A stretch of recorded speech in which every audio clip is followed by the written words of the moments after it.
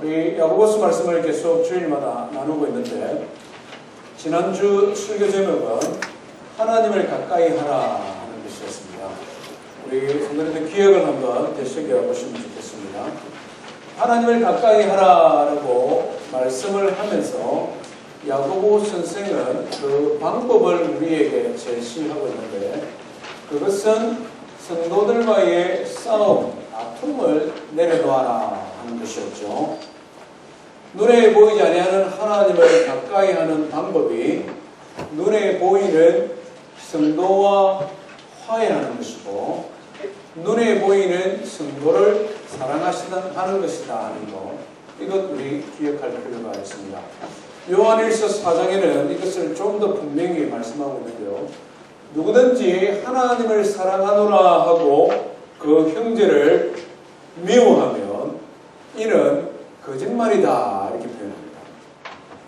그러면서 하는 말씀이 눈에 보이는 형제를 사랑하지 않으면서 어떻게 보이지 아니하는 하나님을 사랑할 수 있다는 말이냐 이렇게 반문하거든요. 하나님 사랑과 이웃 사랑, 형제 사랑은 항상 병행하게 되어 있다. 우리가 야고보서 주제를 가지고 설명을 하면 야고보서의 주제가 믿음과 행함이지 않습니까? 하나님을 향한 믿음이 우리에게 있다면 그 믿음은 형제를 향한 사랑으로 표현되게 되어 있다. 표현되어야 정상이다. 이런 말씀이죠. 우리 그런 의미에서 좌우간에 한 번 더 인사합시다. 사랑합니다. 예, 용어를 담아서 용어를 좀 담으셔가지고 부부간에 싸우고 오신 분들은 절호의 찬스 아닙니까? 손을 꼭 잡아주면서 다시 한번 합시다. 진짜 사랑합니다.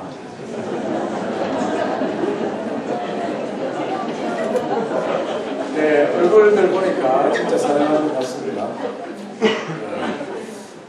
오늘 주제는 지혜에 대해서 우리가 한번 살펴보려고 합니다. 야고보서 서론을 하면서 제가 말씀드린 기억이 있는데요. 야고보서는 신약의 자문이다라는 별칭이 있습니다. 그만큼 지혜를 강조 많이 합니다. 그래서 야고보서 1장 8절에도 보면 누구든지 지혜가 부족하거든 후해 주시고 꾸짖지 아니하시는 하나님께 기도하라 이렇게 말씀합니다. 지혜에 대해서 계속 말씀하고 있거든요. 야고보 선생이 우리에게 들려주는 세 가지 지혜, 무엇이 진정한 지혜인가 이것을 함께 살펴보겠습니다. 오늘 하나님의 말씀은요, 야고보서 4장입니다. 4장 13절부터 17절 말씀, 우리 한 절씩 교독하면서 지혜가 뭔가 한번 생각해보면서 읽어보겠습니다. 야고보서 4장 13절에서 17절입니다. 들으라, 너희 중에 말하기를 오늘이나 내일이나 우리가 어떤 도시에 가서 거기서 1년을 머물며 장사하여 이익을 보리라 하는 자들아, 내일을 너희가 알지 못하는가. 너희 중에 이곳이나 너희는 장한 보리다가 없어지는 아니요. 너희가 도리어 말하기를 주의 뜻이면 우리가 살기도 하고 이것이나 저것을 하리라 할 것이오늘 이제 우리가 원하는 사람이 그러한 사람은 다 아는 것이다. 같이 읽습니다. 그러므로 사람이 선을 행할 줄 알고도 행하지 아니하면 죽으라. 아멘. 13절 말씀해 보니까 들으라 이렇게 시작합니다. 들으라. Listen 말이죠. Attention 이 말입니다. 영적인 권위를 가진 야고보 선생이 그 권위를 가지고 말하는 겁니다. 들어봐라. 각오를 단단히 하고 한번 들어봐라. 이런 거죠. 이어지는 내용은 어떤 사업을 의논하는 사람들이 모임 같습니다. 사업 구상을 하고 있는 것이죠. 우리식으로 표현하면 이런 겁니다. 몇몇 사람이 모여서 하는 말이 요즘 달라스가 뜬다는데 우리 그곳에 가서 한 1년 동안 사업해서 한몫 잡고 다른 데 한번 또 가보자 막 이런 것이죠. 이렇게 구상하고 달라스로 간 사람들 어떻게 됐겠습니까? 잘 모르시죠? 90%는 망했습니다. 충분히 짐작할 수 있습니다. 그렇지 않습니까? 아니 뭐 사업이 장사가 장난입니까? 거기서 살면서 뭘 해야 될까 고민하고 연구하고 그리고 노력해도 될까 말까 하는데 몽고메리 사는 사람들이 자기 경험을 가지고 여기서 의논하고 달라스 가서 한몫 잡아보자 우리 가자 이러면서 가면 그게 되겠습니까? 간혹 몽고메리 오는 분들도 제가 걱정되는 분들이 간혹 있습니다. 어느 날 보니까 식당 주인이 바뀌었다 그러고 어느 날 보니 무슨 뭐 일을 한다고 그러는데 속으로 좀 걱정이 됩니다. 저분들 지역조사는 하고 왔을까? 식당이면 다 같은 식당이 아닌데 홀을 어떻게 디자인을 하고 왔는지 뭐 이런 생각이 좀 들지 않습니까?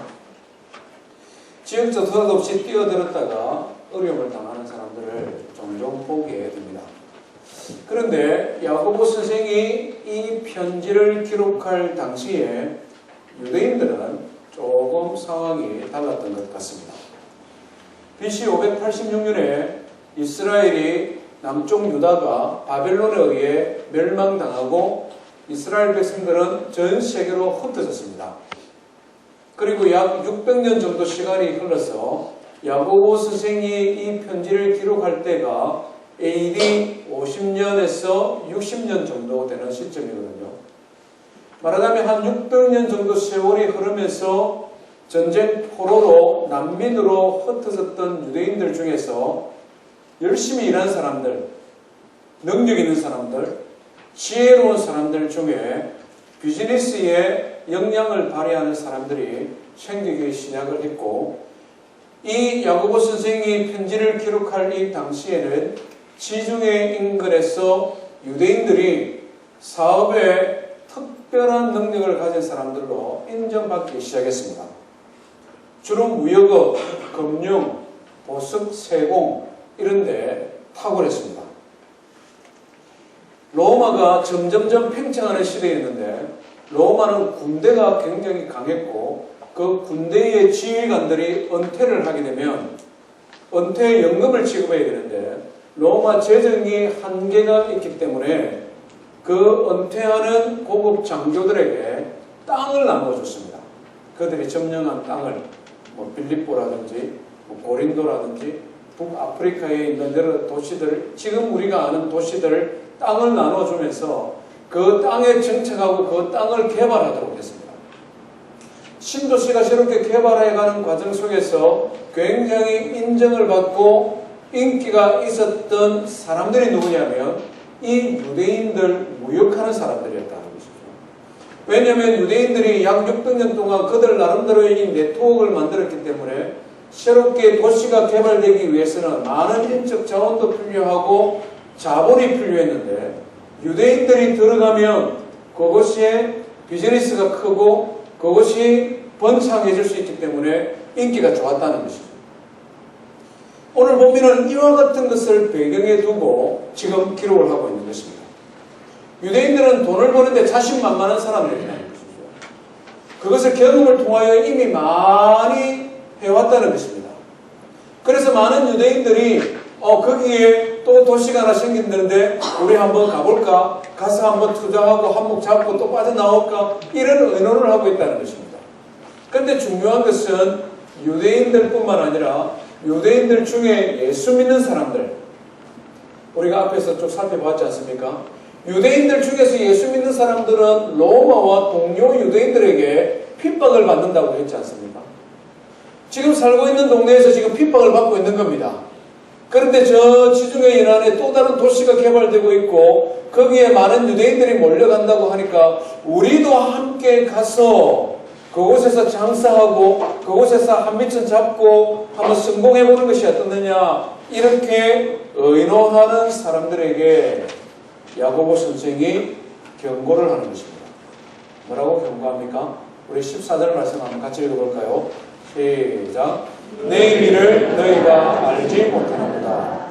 너희 생명이 무엇이냐? 너희는 잠깐 보이다가 없어지는 안개가 아니냐.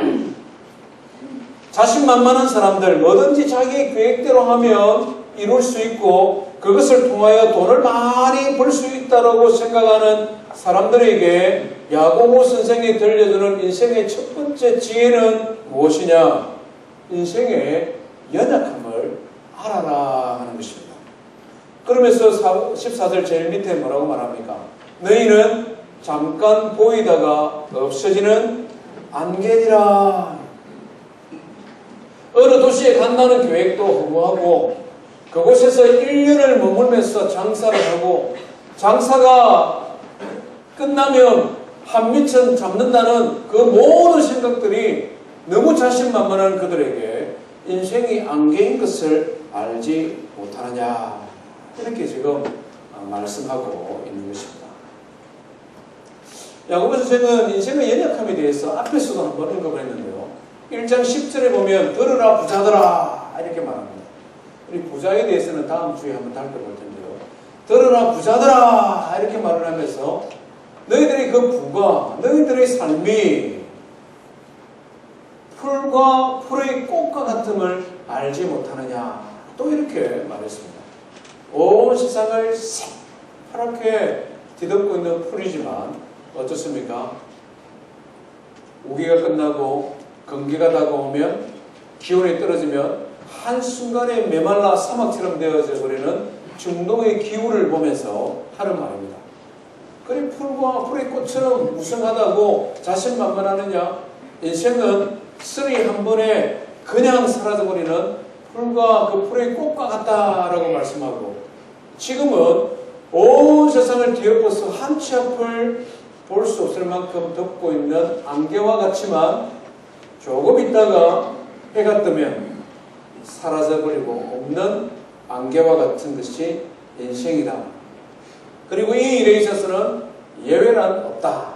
이것을 말씀하고 있습니다. 우리 인생의 연약함을 생각하면서 비유를 많이 드는데요.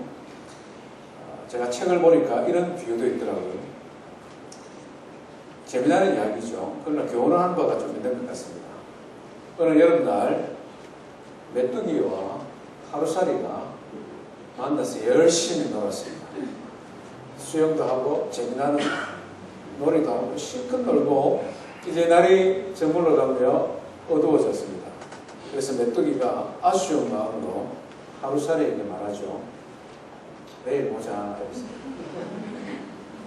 하루살이가 뭐라고 했겠습니까? 내일이 뭔데? 메뚜기가 답답하니까 이러면서 설명을 합니다. 저 하늘에 쏟아지는 별, 그리고 온 세상이 캄캄해지고 그 시간이 지나면 저 태양이 동쪽으로서부터 쫙 떠오르는데 그게 내일이야. 아무리 말을 해도 하루살이가 이해를 못하는 것이죠. 경험을 해본 적이 없기 때문입니다. 우리 인생을 물론 하루살이에 비교할 수는 없겠죠. 훨씬 오래 살고 지혜롭고 내일뿐만 아니라 10년, 20년 뒤의 인생을 계획하며 살아가는 존귀한 존재가 우리 인생입니다. 그러나 또 한 가지 분명히 기억해야 될 것은 내일을 확신할 수 없는 것이 우리 인생이다 하는 것입니다. 잠언 27장에 보면 이것을 더 선명하게 말씀하고 있는데요. 너는 내일 일을 자랑하지 마라. 하루 동안에 무슨 일이 일어날지 알지 못하느니라. 지난 주간 제가 총회를 다녀왔는데요. 총회를 떠난 월요일 아침에 공항에서 기다리고 있는데 카톡이 하나 딱 들어왔습니다. 카톡의 내용이 뭐냐니까 동부노회에 제가 알고 있는 어떤 목사님 소천하셨고 그분의 발인 예배, 우리로 말하면 발인 예배죠. 비행 서비스가 아침에 10시에 있을 것이다. 이런 부고가 카톡으로 날아왔습니다. 아들이 보낸 거죠. 아버지의 카톡방에 있는 것을 단체로 보냈습니다. 이 목사님 연세가 올해 63살 되고 전도위원회, 총회에 이렇게 소그룹들이 많은데 전도위원회 소속되어 있으면서 작년에도 같이 막 의논을 하고 이랬거든요. 몬테네이 교회를 어떻게 후원할 것인가, 미주안에 전략적으로 개척해야 될 지역은 어떤 것인가, 막 이런 같이 의논하고 이런 분입니다. 근데 이분이 돌아가셨다는 거예요. 어떻게 무슨 사고가 있었는지, 무슨 일인지 영문도 모르고 이제 굉장히 궁금해하면서 총회를 갔습니다.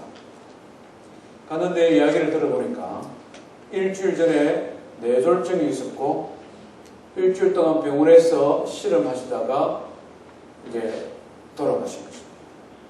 하필이면 이게 총회 날짜하고 겹치다 보니까 가족들이 의논해서 급하게 유일장으로 장례를 치르게 되었다. 이런 이야기를 들었습니다. 그러면서 그것을 전해주는 목사님이 하시는 말씀이 뭐냐니까 이 목사님이 건강에 굉장히 관심이 많은 분이에요. 건강에 관심이 많을 뿐만 아니라 건강에 관련된 이 연구를 통해 책도 만들었다고 주변 사람들에게 나눠줬대요. 그만큼 자신만만했다는 것이죠.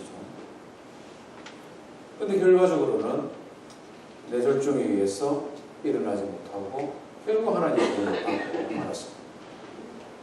우리 2012년에 갑자기 돌아가신 한국의 유명한 분 있지 않습니까? 신바람 건강, 신바람 건강 웃음 치료, 이걸 막 전파하는, 말하자면 신바람 전도사 황수관 교수님. 전국 다니고 전 세계를 다니며 웃음 치료를 보급하는, 스스로 자기는 신바람 전도사다라고 하고 다니셨는데 급성폐혈증으로 갑자기 하나님의 부름을 받았습니다. 물론 이 두 분이 뭐 잘못이 있다 저는 그런 의도가 전혀 아닙니다. 우리 인생을 살아가는 첫 번째 지혜는 뭐냐? 인생의 연약함을 알고 인정하는 것. 그것이 지혜다 하는 것입니다. 두 번째 지혜는 뭡니까? 우리 인생의 연약함을 알기 때문에 뭐 언제 부름받을 줄 모르니까 그냥 인생 대충 살자. 이게 인생의 지혜일까요? 성경은 절대 그것을 말씀하고 있지는 않습니다. 기독교 신앙은 인생의 허물을 말씀하지 않습니다. 반대로 아주 적극적이고 미래를 계획하고 설계하고 진취적으로 사는 것, 이것이 기독교 신앙이 말씀하는 미래관입니다. 그럼 어떻게 하라는 말입니까? 미래를 계획하는 것이 잘못됐다고 지금 말씀하는데 어떻게 하라는 말이죠? 여기에 우리가 알아야 될 두 번째 지혜가 있습니다. 우리 15절 말씀 한번 같이 읽겠습니다. 15절입니다. 시작.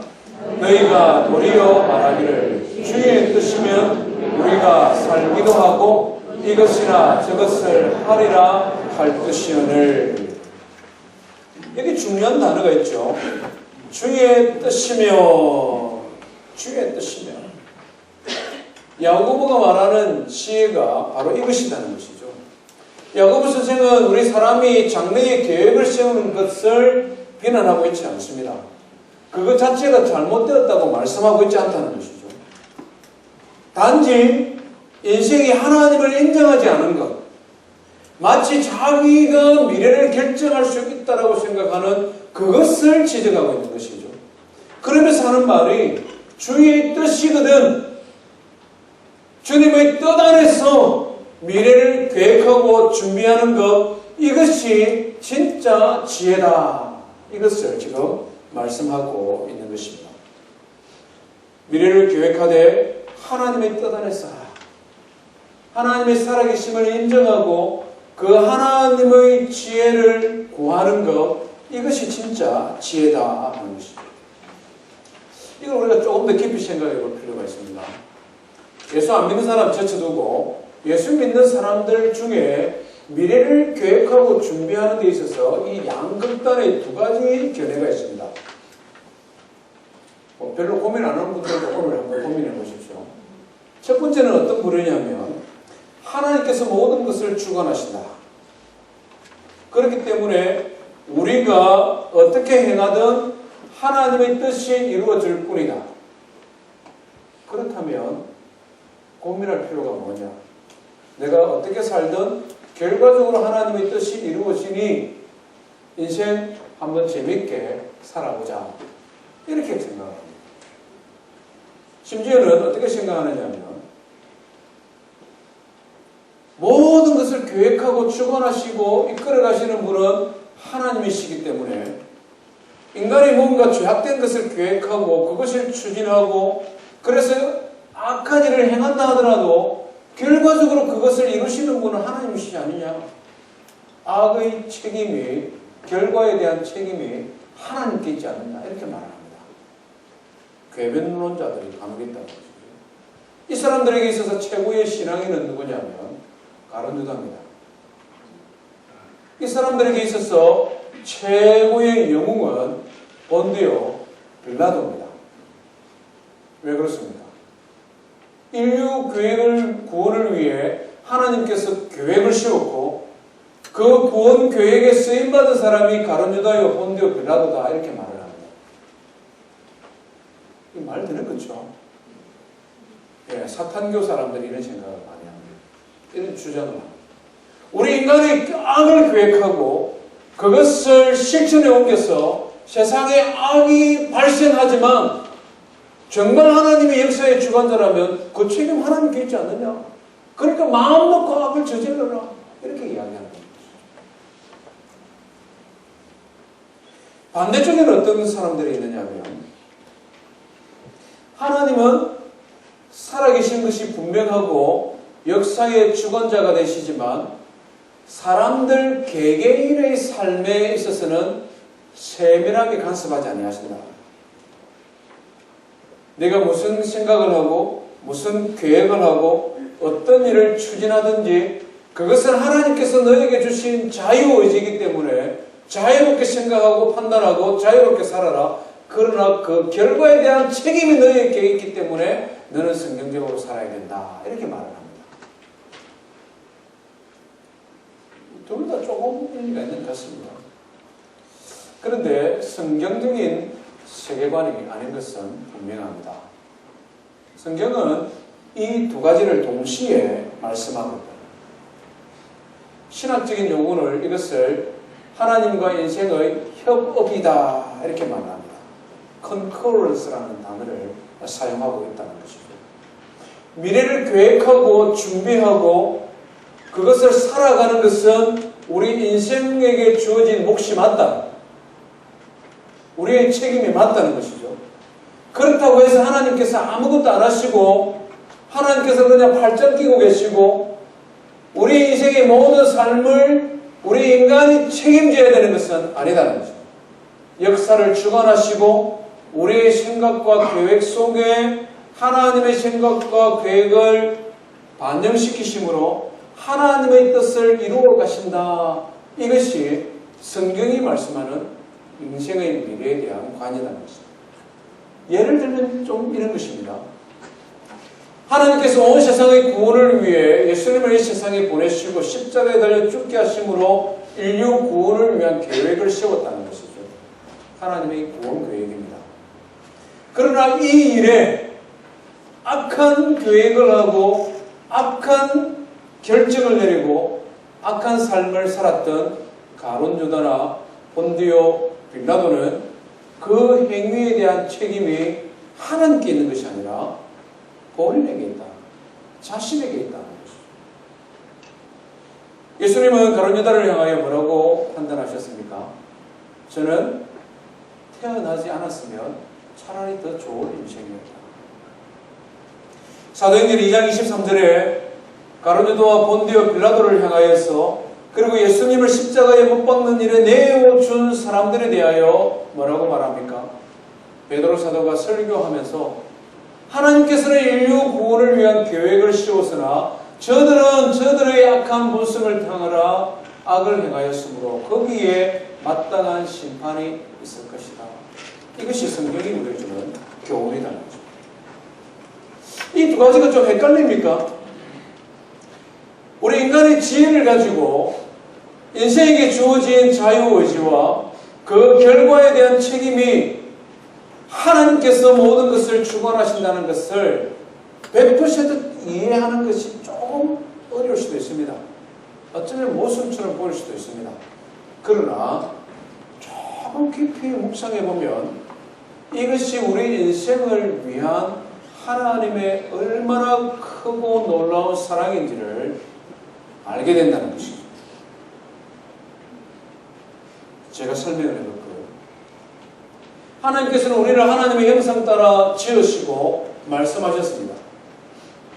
생육하고 번성하고 충만하고 땅을 지배하고 다스려요. 그것을 위해서 하나님께서는 우리를 다른 짐승에게서는 볼 수 없는 지혜를 주셨습니다. 역사를 창조하고 그것을 후대에 물려주고 인생의 비전을 가지고 미래를 계획할 수 있는 능력을 우리 인생에게 주셨다는 것입니다. 그것을 가지고 열심히 미래를 계획하고 준비하고 적극적으로 인생을 살아가는 것입니다. 그러나 모든 일에 하나님이 살아계시고 하나님께서 역사를 이끌어가고 계시다는 것을 인정하라. 그러면 너의 삶이 더 복될 것이라는 것이죠. 제가 우리 집안 이야기를 하면 별로 안 좋아하는데 오늘은 어쩔 수 없이 합니다. 아들하고 이렇게 상담을 이야기를 나누다가 우리 아들 미안한데 안 할 수가 없어요. 뭘 이야기를 했냐니까 전공을 선택하는 일에 있어서 고민이 되는 것을 이야기를 했어요.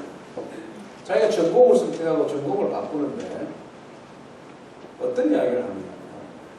처음에 전공을 바꿀 때 하나님 앞에 지혜를 구하고 하나님 앞에 물어서 전공을 바꿨으면 2년이 지난 지금 내가 조금 더 공부하는 일에 또는 내가 조금 더 학교 생활에 여유 있게 할 수 있을 터인데 그때 하지 못했기 때문에 조금 후회가 있다.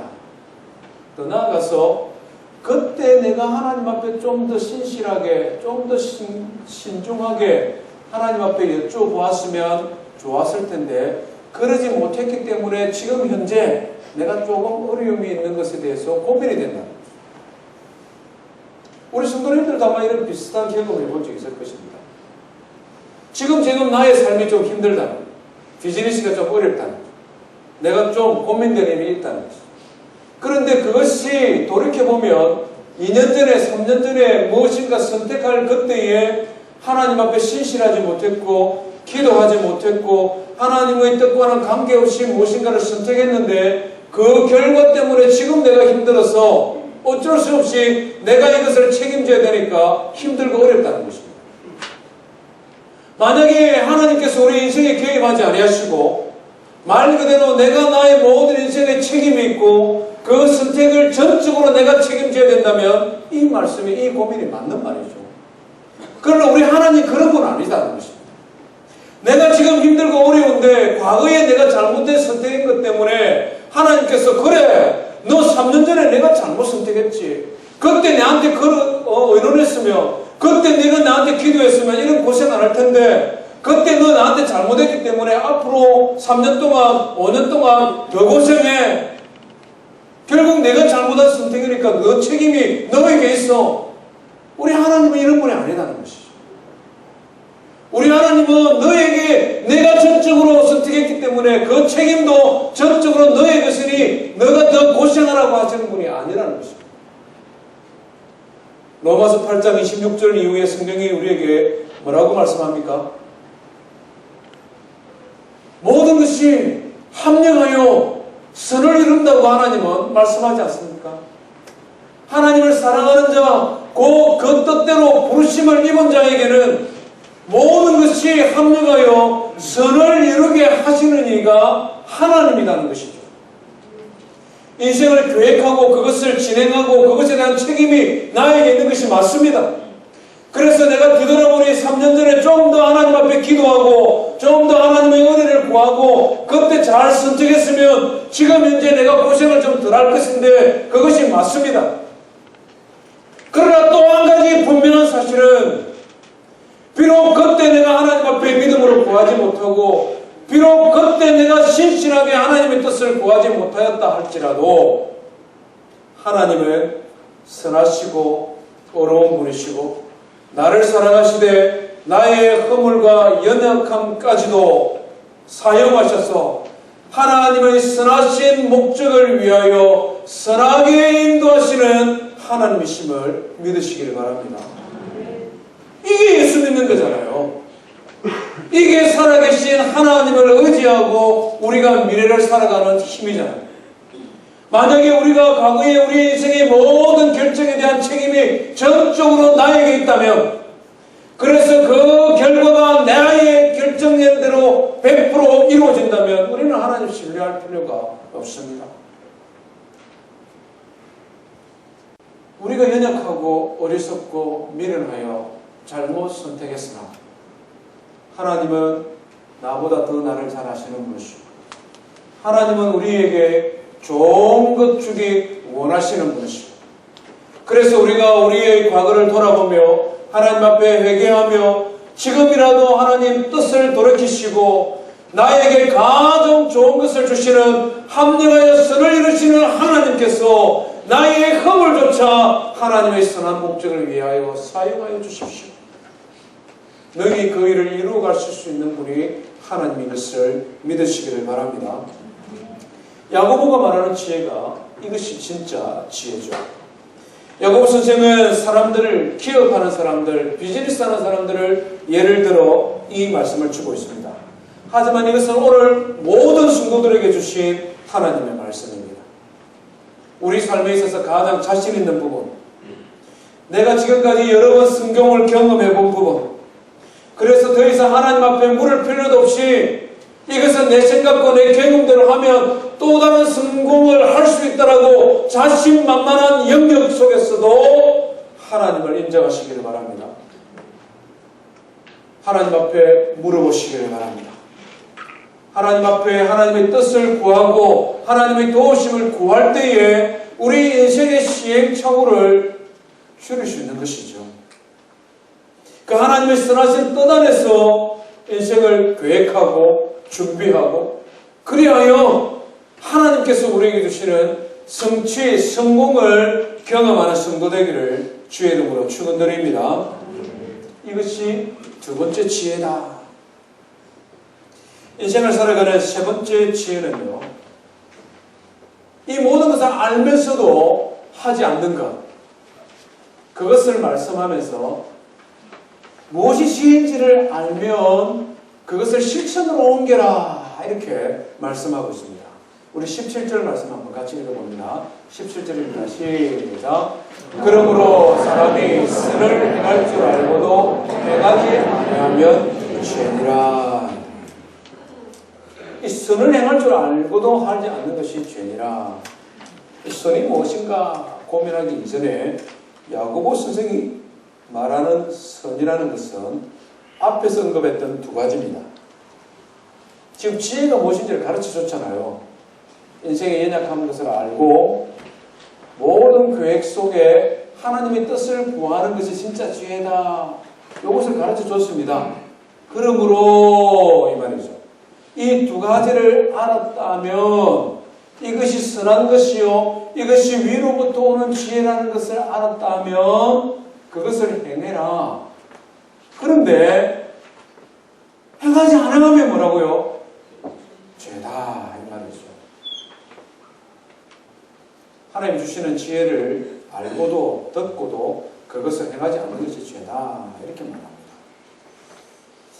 예수님께서 이것을 우리에게 비유로 또 들려주셨는데요. 누가복음 12장에 보면은 세상적으로 볼 때 굉장히 지혜로운 한 사람이 등장을 하고 있습니다. 한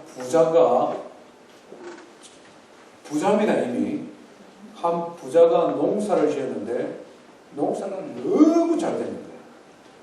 계획을 딱 보니까 지금 현재 집의 창고에는 곡식을 다 들여놓을 수 없을 만큼 농사가 잘 됐습니다. 그리고 또 딱 계산을 해보니까 지금 있는 창고를 허물고 창고를 크게 지으면, 그래서 곡물의 가격이 올라갔을 때 팔면 더 돈을 많이 벌겠다는 계산이 생겼습니다. 정말 똑똑한 사람이죠. 원래 추수 때 곡식을 팔면 가격이 떨어지잖아요. 그걸 쌓아 놓았다가 이 곡물 가격이 이제 올라갈 때 팔면 더 비싸게 팔거든요. 그렇게 생각을 하고는 이 부자가 창고를 허물고는 크게 시험을 주었습니다. 그리고 거기에 곡식을 가득 쌓아놓고 그날 밤에 자기가 생각해도 자기가 기특한 거예요. 그래서 뭐라고 말합니까? 내 영혼아, 맨전 쓸 것 가득 쌓아놓았으니까 편안히 쉬어라. 수고 많았다. 스스로 다 이렇게 격려하고 있는 겁니다. 그때 하나님께서 꿈에 나타나셨는지 환상에 나타나셨는지는 잘 모르겠습니다만 뭐라고 말합니까? 어리석은 자야, 오늘 밤에 내 영혼을 도로 찾아가리니 내가 쌓아놓은 이 모든 것이 누구의 것이 되겠느냐, 이렇게 말씀합니다. 정말 이 사람 똑똑한 사람이잖아요. 적극적인 사람이잖아요. 미래지향적인 사람이잖아요. 능력 있는 사람이지 않습니까? 근데 한 가지가 부족한 거예요. 한 가지가 뭡니까? 하나님의 살아계심과 하나님이 뭘 기뻐하는가에 대한 아무런 감각이 없는 사람. 아무런 감각이 없는 사람. 그러다 보니 겨우 한다는 게 하나님 인정 안 하면 할 거 하나밖에 없거든요. 자기 높이는 것밖에 없습니다. 한번 보십시오. 세상을. 하나님 인정 안 하는 사람이 하는 최고의 것은 자기 높이는 것밖에 없다는 것이죠. 내 영혼아 편안히 쉬어라. 너 참 수고했다. 자기 자신을 높이지 않습니까? 예수님 볼 때는 이것이 정말 어리석은 사람이다. 이거 말고도 누가복음 12장에는 여러 가지 비유를 들었는데 가만히 듣고 있던 제자들, 그 중에 베드로가 예수님께 질문을 합니다. 예수님, 이 비유가 우리 제자들 우리에게 하시는 말씀입니까? 모든 사람에게 하시는 말씀입니까? 베드로가 왜 이런 질문을 했을까요? 가만히 생각하니까 자기들은 부자가 아니거든요. 다 버리고 예수님 따르고 가진 것도 없는데, 아니 예수님 우리는 아무것도 가진 것도 없고 우리는 예수님 잘 믿는 사람들인데 왜 이런 비유의 말씀을 하십니까? 이러면서 이게 우리 들으라고 하는 말입니까? 이 세상 사람들 들으라고 하는 말입니까? 베드로가 이 질문을 했습니다. 그때 예수님께서 뭐라고 말씀하셨느냐면요, 제가 한번 읽어볼게요. 들어보십시오. 지혜 있고 진실한 청지기가 되어 주인에게 그 집의 종들을 맡아 때를 따라 양식을 나누어 줄 자가 누구냐? 지혜 있고 진실한 청지기가 되어.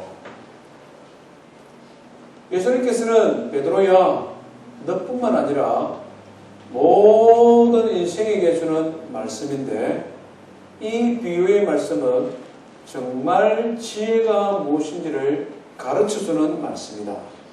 너는 지혜 있고 진실한 청지기가 되어라, 이 말이거든요. 주인의 존재를 알고 주인이 기뻐하는 일을 하는 것이 매니저입니다. 매니저가 일을 정말 잘하는 매니저는 자기에게 주인이 있는 줄 알고 주인이 무엇을 기뻐하는 줄을 알고 주인과 내가 결산의 날이 있는 것을 아는 사람이 지혜로운 매니저라는 것이죠. 우리 인생의 연약함을 인정하지 않고 미래를 마치 자신의 힘과 노력으로 자기의 수중에 있는 것처럼 말하고 행동하는 것, 이것은 특별한 몇몇 사람들의 문제가 아니라는 것입니다. 이것은 모든 인생이 가지고 있는 공통적인 문제라는 것이죠. 범죄한 인생들의 마음 깊은 곳에 한 가지 아주 지독하게 뿌리내리고 있는 죄악된 것이 있는데, 마치 인생의 주인이 내 것이냐 생각하는 것이 있다는 것입니다. 내 마음과 내 뜻대로 나의 인생의 삶을 내가 주장하고 이끌어갈 수 있다라고 인간은 생각한다는 것이죠. 그것이 마음 깊은 곳에 뿌리 잡고 있는데 기회가 있으면 튀어나오는 것입니다. 그러다 보니 어리석은 부자처럼 정말 성공을 경험한 사람들 중에 이것이 잘 튀어나오는 것이죠. 그래서 예수님께서는 모든 사람에게 들으라고 이 말씀을 하고 있는 것입니다. 인생의 죄악된 본성 속에 자리 잡고 있는, 하나님을 인정하지 아니하고 미래가 마치 나의 수중에 있는 것처럼 생각하는 인생을 향하여서 지혜롭고 정말 똑똑한 청지기가 되라고 말씀하고 있는 것입니다. 16절에 뭐라고 말씀합니까? 이제는 너희가 허탄한 자랑을 하니 그러한 자랑은 다 악한 것입니다. 인생의 미래가 내 손에 있는 것처럼 말하는 것은 허탄한 것이고, 그 허탄한 자랑 뿌리에는 인생을 내 힘과 나의 경험으로 이루어갈 수 있다는 자신의 교만이 담겨 있다는 것입니다. 부자만 교만합니까? 정말 가난한 사람도, 홈리스들도 교만합니다. 많이 배운 사람만 교만하니까 그 반대일 수도 있다는 것입니다.